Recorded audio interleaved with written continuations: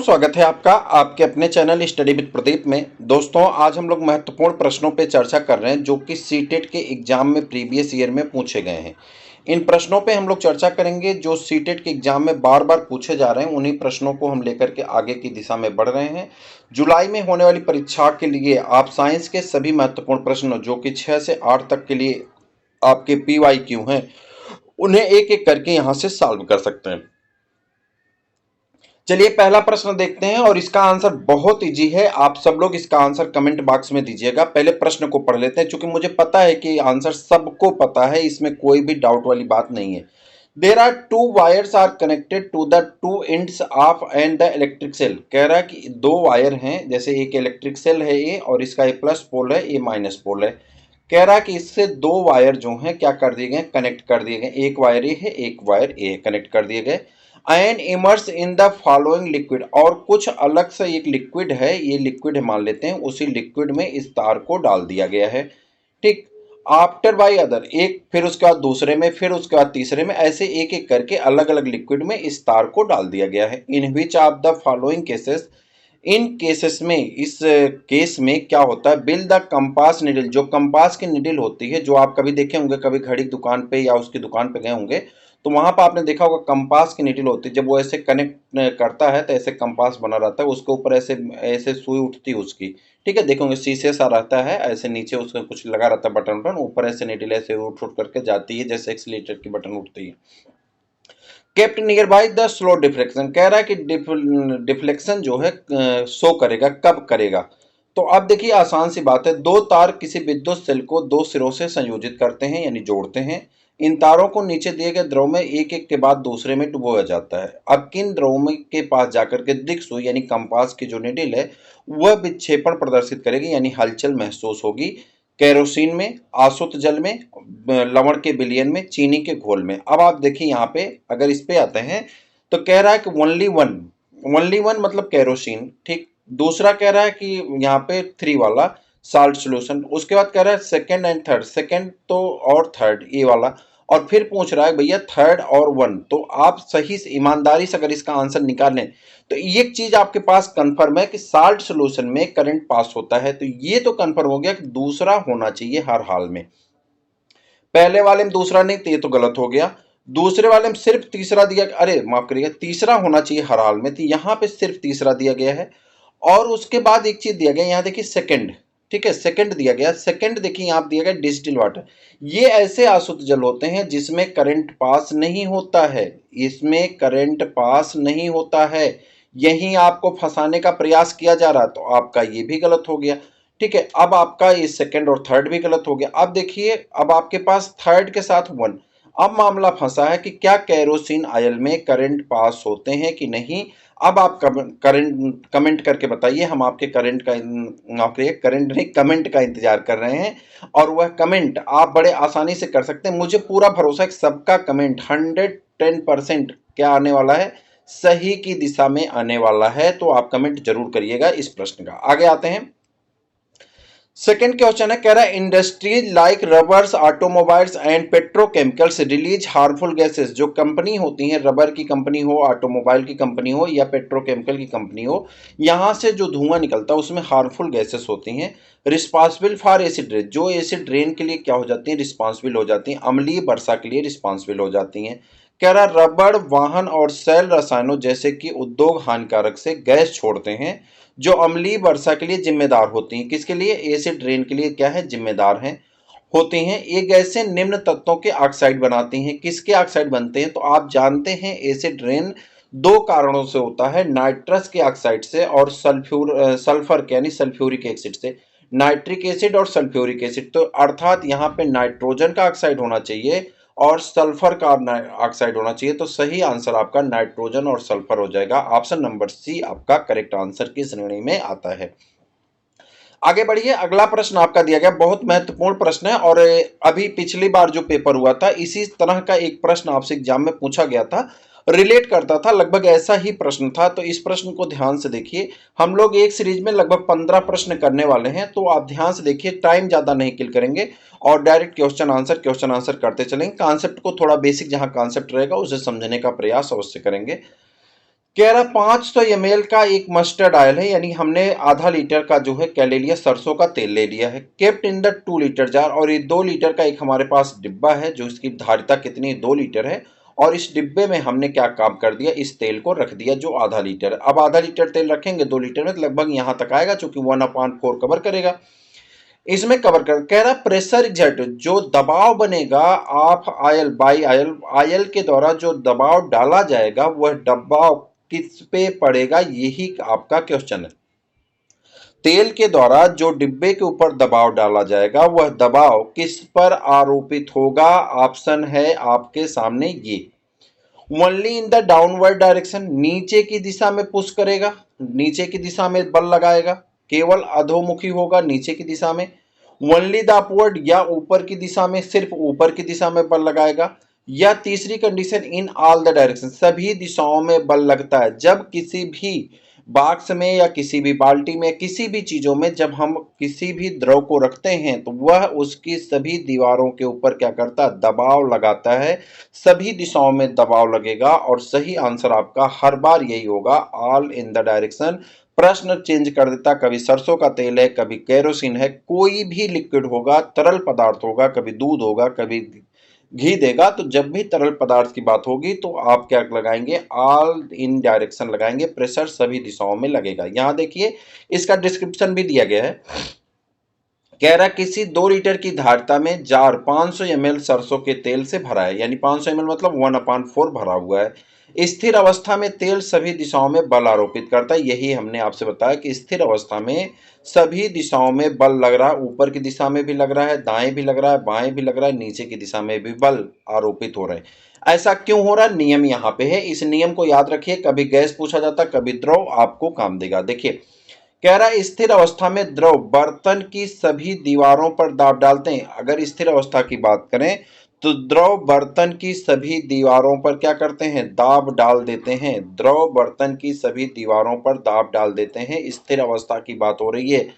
कह रहा गैसें, ये द्रव की बात हो रही थी। अब इधर आते, गैसें जिस बर्तन में रखी जाती हैं, जिसमें हम लोग गैस भरते हैं, उसकी दीवार पर दाब डालता है तथा उसी बर्तन के आकार और आयतन को ग्रहण कर लेता है। केमिस्ट्री क्लास 9 चैप्टर 1 उसमें दिया गया है कि गैस किसी भी आकार और आकृति को धारण कर लेती उसी बर्तन के जिस बर्तन में उसे रखा जाता है। एकदम एनसीईआरटी का क्वेश्चन, एनसीईआरटी की लाइन और एनसीईआरटी से रिलेटेड प्रश्न आपके इस पेपर में पूछे गए हैं।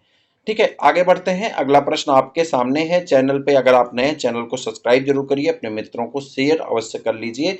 इससे क्या होगा कि हम भी थोड़ा सा मोटिवेशन मिलता है और हम आपके लिए बेहतर कार्य कर पाते हैं।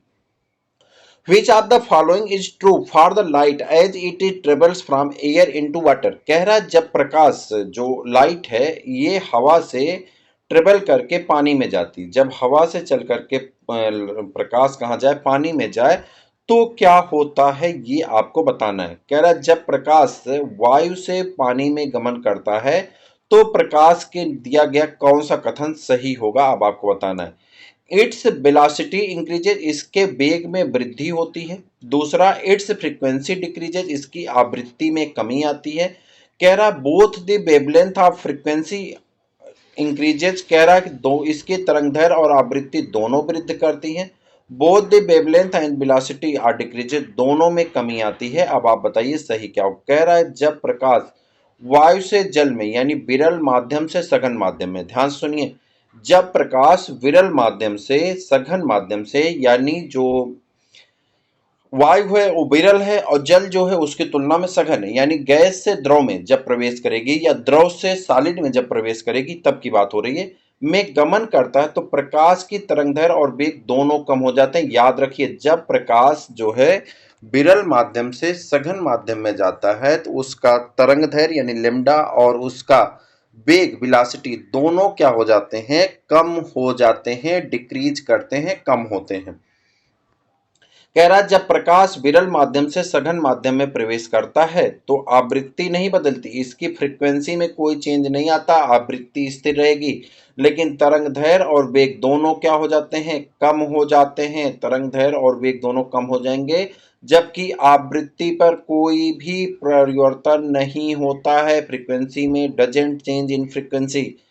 तो आगे देखिए कह रहा है तरंग दैर्घ्य। तरंग दैर्घ्य क्या होता है ये समझते हैं। किसी माध्यम में किसी कण के एक पूरा कंपन किए जाने पर तरंग जितनी दूरी तय करती उसे तरंग दैर्घ्य कहते हैं। किसी माध्यम में किसी कण द्वारा एक पूरा कंपन किए जाने पर तरंग द्वारा जितनी दूरी तय की जाती है उसी दूरी को हम लोग क्या कहते हैं, तरंग दैर्घ्य कहते हैं।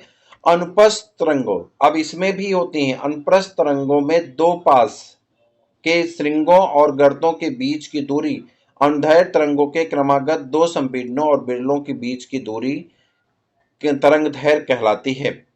इसे लेम्डा द्वारा प्रदर्शित किया जाता है। इसे किससे द्वारा प्रदर्शित करते हैं, लेम्डा द्वारा।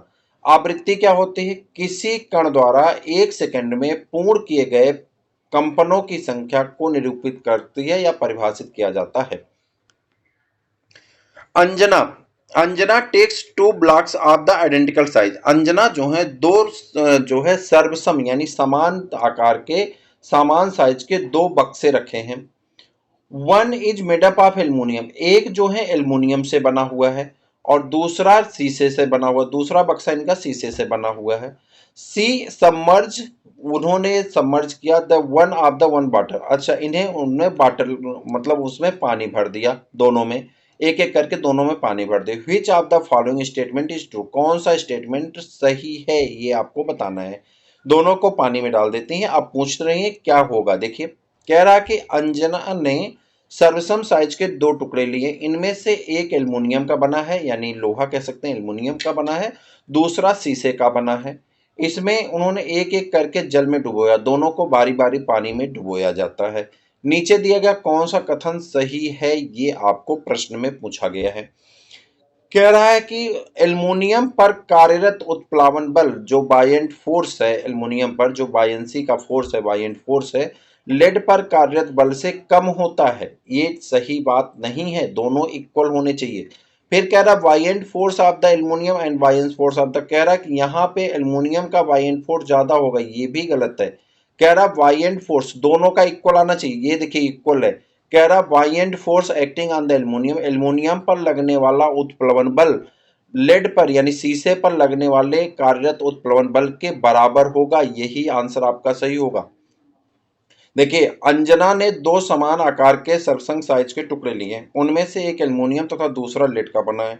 उन्हें जल में डुबोने पर एल्युमिनियम पर कार्यरत उत्प्लवन बल तथा शीशे पर कार्यरत उत्प्लवन बल दोनों बराबर होंगे, क्योंकि इस प्रकार के टुकड़े समान हैं। क्योंकि दोनों टुकड़ों की साइज क्या होती, देखिए यहाँ पे, क्योंकि दोनों प्रकार के टुकड़े समान आकार के हैं और उनके द्वारा हटाए गए द्रव का भार समान होगा। दोनों टुकड़ों का आकार समान है, अतः जब वो पानी में जाएंगे तो समान फोर्स लगाएंगे, ठीक है। तो उनके द्वारा लगाया गया बल भी, भार भी समान होगा और इन दोनों से लगने वाला उत्प्लवन बल एक दूसरे के क्या होगा, बराबर होगा। आर्किमिडीज का सिद्धांत है कि जब किसी वस्तु द्वारा किसी द्रव के पूर्ण या आंशिक रूप से डुबोया जाता है, जब किसी द्रव में किसी वस्तु को पूर्ण या आंशिक रूप से यानी कंप्लीट या पार्शियल रूप से अगर हम उसे डुबोते हैं तो वस्तु द्वारा हटाया गया उत्प्लवन बल वस्तु द्वारा हटाए गए द्रव के भार के बराबर होता है। इसी कॉन्सेप्ट से ये प्रश्न आपसे पूछा गया है। अगले प्रश्न पे बात करते हैं। हम लोगों को टोटल मिलाकर के कितने प्रश्न करने, 15 प्रश्न एक में करना है, यानी 75 तक हम लोगों को बढ़ना है। हम लोग 66 पे आ गए।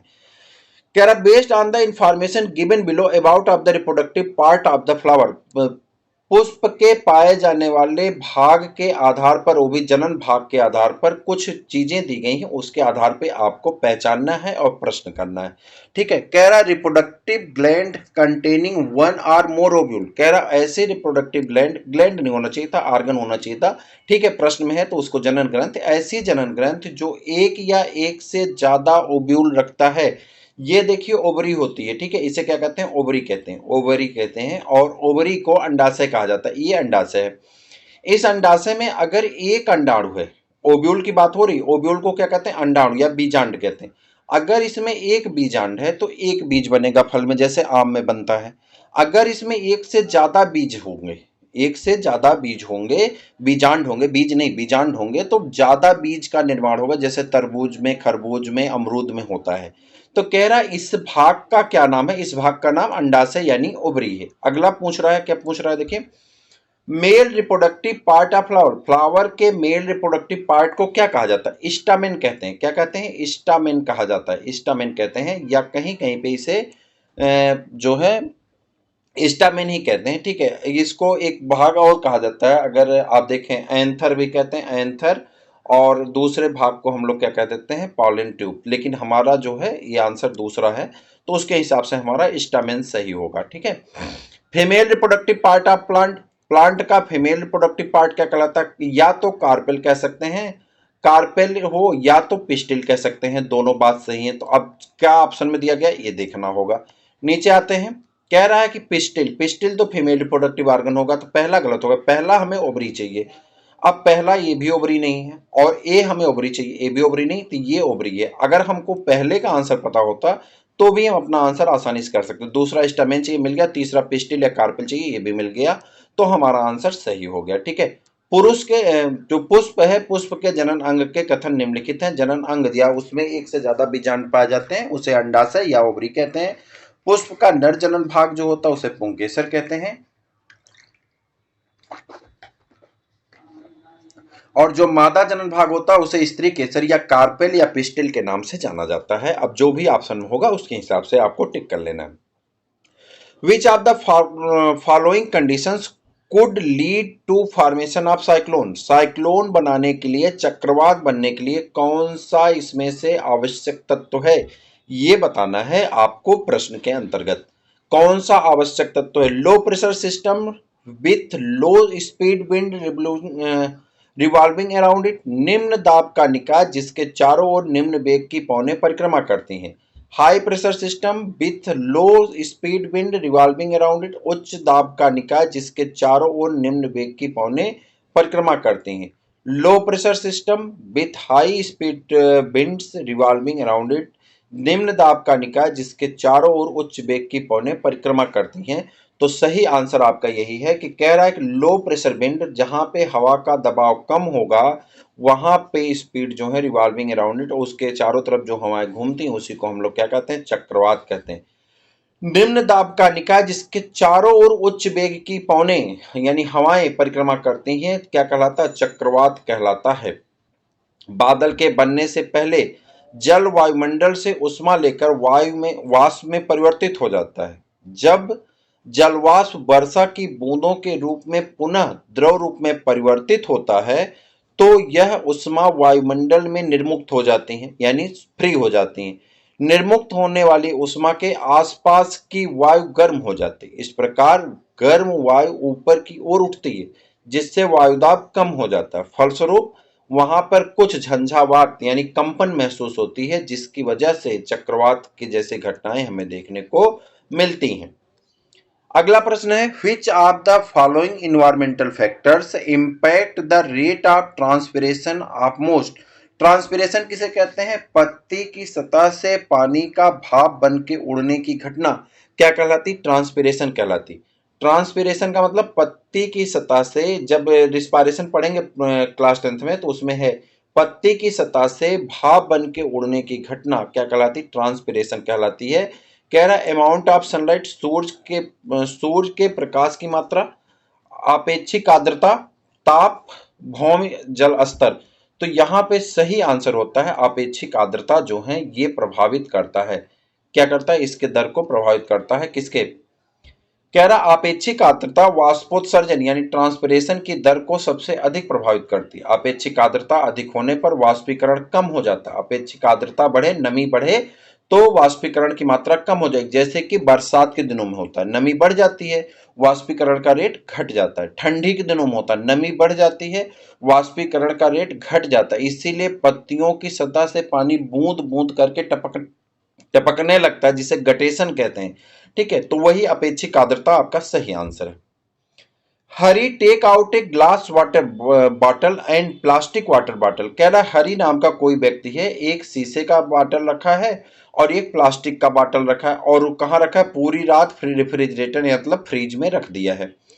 ही इंस्टेंटली पुट द थर्मामीटर, वो जल्दी से थर्मामीटर को क्या करता, उसके प्लास्टिक बॉटल पे रिकॉर्ड करता उसके टेम्परेचर को। जब फ्रिज से निकालता है तो जल्दी से उसका टेम्परेचर चेक करता रात भर के बाद, और उसी तरह से जल्दी से ग्लास वाटर से चेक करता है। होगा क्या, देखिए जब फ्रिज बंद है तो फ्रिज के अंदर चाहे आप कांच रखिए, चाहे स्टील रखिए, चाहे आप प्लास्टिक रखिए, जिसमें भी पानी रखेंगे लगभग सबका तापमान आपको समान ही मिलेगा। ऐसा प्रश्न सिर्फ कंफ्यूज करने के लिए अलग अलग मेटल की बात कर देता है। ऐसे प्रश्न सिर्फ कंफ्यूजन क्रिएट करते हैं। आप मान के चलिए फ्रिज के अंदर रखा गया पानी का बाटल जो भी है, जब फ्रिज बंद थी रात भर, तो सबके लिए टेम्परेचर उतना ही था, और लगभग टेम्परेचर में उतने का ही अंतर देखने को मिलेगा, बहुत अंतर देखने को नहीं मिलता। सही आंसर क्या हो जाएगा, almost equal into the 10 degree centigrade. 10 degree उसका था, किसका, किसके बाटल का था, प्लास्टिक के बाटल का। तो कांच के बाटल का भी क्या आएगा, 10 डिग्री ही लगभग आता है। देखिए कांच की बोतल से भरे पानी का संभावित ताप लगभग 10 डिग्री सेंटीग्रेड हो सकता है, ऐसा प्रश्न में लिखा गया। अच्छा नहीं, ये तो उत्तर है, क्योंकि प्लास्टिक और कांच दोनों ऊष्मा के कुचालक हैं। दोनों क्या हैं, ऊष्मा के कुचालक हैं। अब आपको ये ढूंढना होगा कि हम किस में रखें, सुचालक में रखें, कुचालक में, दोनों ऊष्मा के कुचालक हैं। अतः यानी ऊष्मा को ट्रांसफर नहीं करते हैं, चाहे तापमान पर रखा जाए या उनसे ऊष्मा स्थानांतरित नहीं हो रही, जबकि जल ऊष्मा का सुचालक है। ये दोनों बोतलों से भरा पानी रेफ्रिजरेटर के अंत में ऊष्मा त्याग कर रेफ्रिजरेटर के अंदर की तापमान ग्रहण कर लेता, अतः रेफ्रिजरेटर से कांच की बोतल और प्लास्टिक की बोतल निकलकर उनमें भरे पानी का ताप मापने पर दोनों का तापमान लगभग समान होगा। अगला प्रश्न है, read the following statement and choose the correct answer. आपको स्टेटमेंट पढ़ना है और सही आंसर बताना है। एन एम्प्टी वेसल से, खाली बर्तन है, प्रोड्यूस लाउडर साउंड, खाली बर्तन से तेज आवाज आती है। A vessels filled full with liquid when struck on the hammer, कह रहा है कि जब उसको हथौड़े से उसके ऊपर आघात किया जाता है, चोट पहुंचाया जाता है, तो द्रव से भरे बर्तन की तुलना में जो खाली बर्तन है उससे आवाज ज्यादा आती है। The density of air is less than the density of liquid containing in the vessels, कह रहा है कि इसमें रखा गया जो घनत्व है, बर्तन में भरे द्रव का घनत्व हवा के घनत्व की अपेक्षा कम होता है। ठीक है, अब प्रश्न आपका आंसर देना। कह देखिए कह रहा है कि दोनों चीजें, जो आपका एसर्शन है यानी एसर्शन और रीजन, ये दोनों सत्य हैं और एक दूसरे की व्याख्या करते हैं। हथौड़े से आघात किए जाने पर द्रव से भरे बर्तन की अपेक्षित एक खाली बर्तन अधिक तीव्र ध्वनि करता है, क्योंकि द्रव से भरा बर्तन का घनत्व खाली पड़े बर्तन के घनत्व यानी हवा का घनत्व की अपेक्षा अधिक होता है। अर्थात द्रव युक्त बर्तन का जो ध्वनि है अधिक और खाली बर्तन की तुलना में घनत्व कम होगा। विच of the following represent a set of mixtures, कह रहा कौन एक सेट ऑफ मिक्सचर का समुच्चय है, निम्नलिखित में से कौन सा मिश्रणों का समुच्चय है आपको बताना है। देखिए एयर मिश्रण का समुच्चय है, ठीक है, एयर इसमें भी है, कार्बन डाइऑक्साइड एयर इसमें भी है, तो हमको ढूंढना क्या है। अच्छा किसमें पूरा, अच्छा ये जो दिए गए ये सब मिश्रण होने चाहिए। अच्छा ठीक है, तो आपको देख करके बताना। देखिए यहाँ पे एयर गैसों का मिश्रण है, मिल्क प्रोटीन पानी विटामिन मिनरल का मिश्रण है, सोप फोम जो साबुन है वो भी कई चीजों से मिलकर के बना होता है, सॉयल कई चीजों से मिलता है, समुद्र की पानी। तो ये आपके सही है। अच्छा इसमें कौन कौन अलग है, जैसे कार्बन डाइऑक्साइड इकलौता एलिमेंट है, इसमें भी कार्बन डाइऑक्साइड इकलौता एलिमेंट। अच्छा यहाँ पे क्या दिया गया था कुछ तो, अच्छा शुगर अलग से एक एलिमेंट है, ठीक है। तो कह रहा है कि सभी मिक्सचर हो। अब इसमें आपको क्या करना होता है, ढूंढना होता है, दिमाग लगाना होता है, दिमाग लगा के आंसर निकाल लेंगे। यहाँ पे देखिए इसका आंसर दिया गया, कह रहा वायु विभिन्न प्रकार की गैसों का मिश्रण है, वाष्प कणों आदि का मिश्रण है, दूध पानी और दूध का मिश्रण है, साबुन का झाग कोलाइडी बिलियन है, ठीक है। मृदा ए बिलियन आप पढ़े होंगे क्लास 9th की केमिस्ट्री में, तो वहां से मृदा उसमें उपस्थित बहुत से तत्वों का वो है, और समुद्र के पानी में लवण पाए जाते हैं तो उसका मिश्रण होता है। Which of the following statement is correct regarding to the temperature of the blue zone, that is the outermost zone of the flame? outermost flame के आधार पर कौन सा सही है। डायरेक्ट आंसर पे आते हैं, चूंकि ये टेम्परेचर आप उसमें मोमबत्ती वाला बहुत पढ़े हैं, 100 डिग्री सेंटीग्रेड ताप से अधिक होगा। देखिए यहाँ पे कह रहा किसी ज्वाला के सबसे बाह्यतम आधार, कह रहा किसी ज्वाला से जब कोई फ्लेम जल रही होती है तो उसका जो सबसे बाहरी हिस्सा होता है, जो ये दिखाया गया पूर्ण दहन का बाह्य हिस्सा, वो नीला होता है। जैसे गैस आप जलाते हैं ना, गैस की जो फ्लेम होती है वो देखिए ब्लू होती है। तो वही पूछ रहा है, जो ब्लू फ्लेम है उसी के बारे में पूछ रहा है। तो नीला क्षेत्र जो होता है उसका तापमान 100 डिग्री से बहुत अधिक होता है। ज्वाला के 3 अलग-अलग क्षेत्र होते हैं, आंतरिक क्षेत्र, मध्य क्षेत्र और बाह्य क्षेत्र, ठीक है। जो आंतरिक क्षेत्र होता है, जो आंशिक दहन का हिस्सा होता है आंतरिक क्षेत्र में, और जो अंदर का हिस्सा एकदम, एक मिनट, जो मध्य क्षेत्र है, मध्य भाग जो है, मध्य भाग में क्या होता है, आंशिक दहन होता है, टेम्परेचर कम होता है तुलना में पूर्ण दहन वाले के। और जो वहां पे हल्का सी येलोविश कलर आपको देखने को मिलेगा, और जो एकदम अंदर होता है वहां काला कलर। कभी दीपक जला होगा, देखिए दीपक का जो फ्लेम होती है वहां पे एकदम काला होता है। गैस का जो बर्नर होता है, गैस छोड़ करके जलती है, तो वहां पे बिना जली हुई मोमबत्ती, मोमबत्ती जल रही तो मोमबत्ती में होता है आंतरिक क्षेत्र, और वो कैसा होता है आपको, काला। यहाँ पे ऊर्जा सबसे कम होती है। Which of the following represent the, कह रहा कौन ऐसा है जो यहाँ पे मेल्टिंग के क्या करेगा, increase order of the melting point of the metal, metal के बढ़ते हुए मेल्टिंग पॉइंट को दर्शाता है। ये क्लास 10th की केमिस्ट्री में दिया गया है आपका। मरकरी है, कापर है, आयरन है, एल्युमिनियम है, एल्युमिनियम, पारा, कापर, आयरन। अब इसको निकालते कैसे, देखिए इसका आपको याद करना पड़ेगा, ठीक है। अब क्या है, उपयुक्त में से ये आपका क्रम है। सबसे ज्यादा, सबसे कम पारा, फिर एल्युमिनियम, फिर उसके बाद तांबा, फिर लोहा। अब देखिए एक चीज याद रखिए कि पारा जो होता है, पारा क्या होगा, पारा आपका लिक्विड होता है रूम टेम्परेचर पे। तो अब देखिए पारा कहाँ है, पारा सबसे कम होना चाहिए। तो सबसे कम पारा देखिए पहले ही ऑप्शन में सबसे कम पारा यहाँ पे, दूसरे ऑप्शन में पारा बीच में गया, तो ये गलत हो जाए उत्तर निकालने तरीका। लेकिन अब ये तीसरा वाला आकर के आपको फंसा दिया, ये दोनों। उसके बाद डी वाला, अब डी वाले पारा लास्ट में, तो ये तो कट गया। अब फंसा हमारा ए और सी को लेकर के। अब आपको दिमाग लगाना पड़ेगा कि आप सबसे ज्यादा वाले को ढूंढिए। चलिए ऑप्शन देख लेते हैं। लोहा जो होता है इसका टेम्परेचर होता है 1500, मेल्टिंग पॉइंट 1538 डिग्री सेंटीग्रेड पे लोहा पिघलता है। तांबा जो होता है 1084 डिग्री सेंटीग्रेड पे पिघलता है। एल्युमिनियम 660 डिग्री सेंटीग्रेड पे, और पारा रूम टेम्परेचर पे। अब लोहा लास्ट होना चाहिए और पारा पहला होना चाहिए, तो ये आपका आंसर हो जाएगा, जो कि प्रश्न ऑप्शन नंबर ए में दिया गया। अगला प्रश्न कह रहा है which of the following not the example of the neutralisation of the daily life, daily life के लिए उदासीकरण का नाम नहीं है।